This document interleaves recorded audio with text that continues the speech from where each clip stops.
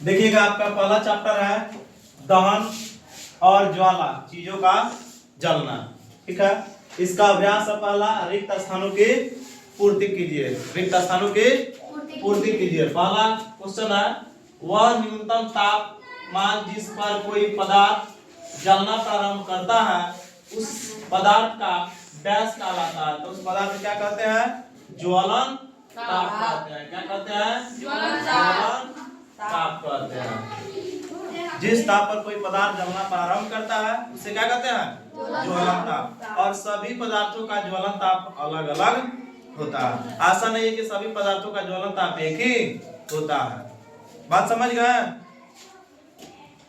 आइए ख में देखिएगा, डैश कमरे के ताप पर आग पकड़ लेता है।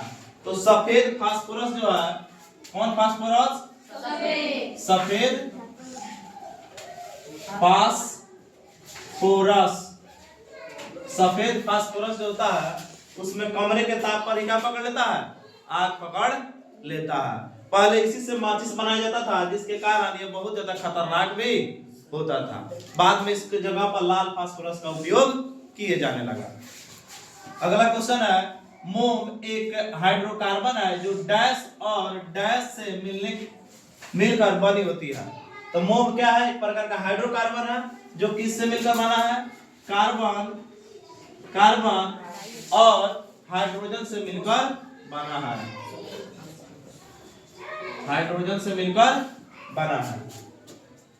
अगला क्वेश्चन है, ईंधन को जलाने पर डैश और डैश बनता है। तो जब भी ईंधन को आप जलाते हैं तो एक तो उससे उष्मा निकलता है, उष्मा, और दूसरा का CO2 अर्थात कार्बन डाइऑक्साइड बनता है। क्या बनता है?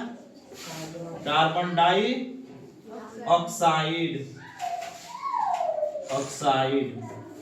कार्बन डाइऑक्साइड बनता है।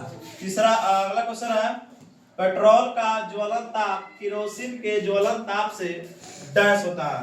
तो जो पेट्रोल का ज्वलन ताप होता है वो केरोसिन के ज्वलन ताप से कम होता है। क्या होता है? कम होता है। तो इस तरह आपका 8 क्लास का पहला साइंस चैप्टर का रिक्त स्थानों की पूर्ति करने वाला खत्म।